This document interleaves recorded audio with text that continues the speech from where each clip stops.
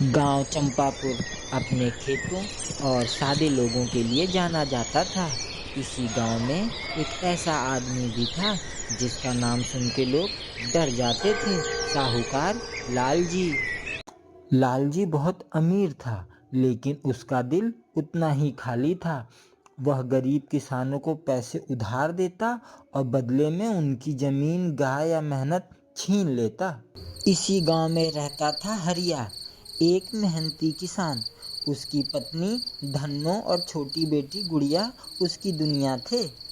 हरिया ईमानदार था, लेकिन गरीबी ने उसे मजबूर कर दिया। हट हट हट, जल्दी से खेत तैयार कर देता हूँ, भगवान बस फसल अच्छी हो जाए इस बार। अरे हरिया, फसल अच्छी होगी, बहुत अच्छी होगी, पर साहूकार की नजर लगी है तुम्हारे खेत पर। हाँ टोला चाचा, साहूकार ने तो पूरे गांव को ही परेशान कर रखा है। सबके खेत पर उसकी नजर होती है। हरिया साहूकार के घर पैसे लेने के लिए पहुंचता है और वहां घबराते घबराते बोला, साहूकार मुझे कुछ पैसे दे दो, फसल कटते ही मैं उन्हें वापस कर दूंगा। पैसे चाहिए? 25% सूद लगेगा, 25%। ना 1% कम, ना 1% ज्यादा। थोड़ा कम कर लीजिए लाल जी। हा हा हा, मैं दिल से नहीं, तिजोरी से सोचता हूँ। रात का समय है। हरिया खाट पर बैठा है, गुड़िया पढ़ रही है और धन्नो जल्दी जल्दी खाना बना रही है। तभी गुड़िया बोली, माँ, बड़ी जोरों की भूख लगी है, जल्दी से खाना बना दो, पेट में चूहे कूद रहे हैं। बस बस, खाना बन चुका है, अभी देती हूँ अपनी गुड़िया रानी को खाना। सुनिए, साहूकार ठीक आदमी नहीं है। बात तो ठीक ही कह रही हो धन्नो, पर गरीबी आदमी से गलत रास्ते खटखटवा ही देती है। उस रात चंदरपुर गांव में मौसम का ऐसा कहर टूटा कि पूरी रात मूसलाधार बारिश हुई। मौसम की ऐसी मार पड़ी कि सारी फसलें डूब गईं, बर्बाद हो गईं। इन सब बातों से बेखबर किसान अपने घर में आराम से सो रहा होता है। अचानक बादल गरजने की आवाज सुनकर उसकी नींद टूट जाती है। वह घबराकर बैठ जाता है। हे भगवान, मेरी सारी फसल बर्बाद हो गई, मैं साहूकार के पैसे अब कैसे दूंगा। हरिया, वादे के मुताबिक तू समय से मेरा कर्ज नहीं लौटा पाया, अब ये सारी जमीनें मेरी हो गईं। हा हा हा हा। चारों तरफ एकदम सन्नाटा, कोई कुछ नहीं बोलता है।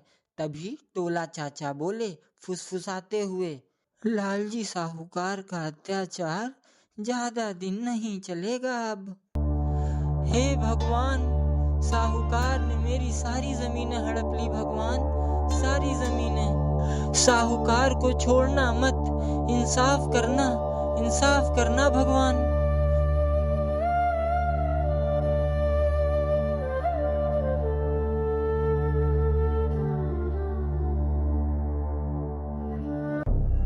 उस रात हरिया के घर चूल्हा तक नहीं जला।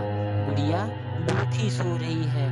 गुड़िया नींद में बड़बड़ाती है, किताब किताब, पापा किताब खरीद दो, स्कूल जाना है मुझे। कहाँ से दिलाऊं गुड़िया को किताब, मेरे पास तो फूटी कौड़ी भी नहीं बची है। कुछ दिनों बाद गांव में सरकारी अफसर आते हैं। वो साहूकार लालजी की जमीनों के कागज जांचते हैं। लालजी, ये सब जमीनें गैर कानूनी हैं। इसमें से ज्यादातर जमीनें गांव के किसानों की हैं। इंस्पेक्टर, गिरफ्तार कर लो इसे। अरे अरे इंस्पेक्टर साहब, मैंने कुछ नहीं किया है, मैंने कुछ नहीं किया है।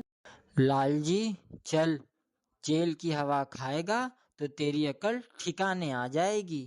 इंस्पेक्टर साहब, मैं तो सिर्फ किसानों को पैसे देता था और उनकी जमीनें मुफ्त में ले लेता था। बुरे काम का बुरा नतीजा। हरिया को अपना खेत वापस मिल जाता है। वह उसमें खुशी खुशी खेती करने लगता है। मेरी किताबें खरीद दोगे? अब मैं रोज स्कूल जाऊंगी ना पापा? हाँ मेरी गुड़िया रानी, अब तुम रोज स्कूल जाओगी। जो दूसरों के आंसुओं से अमीर बनता है वह एक दिन खाली हाथ रह जाता है, और जो ईमानदारी से रहता है उसकी जीत देर से ही सही पर होती जरूर है।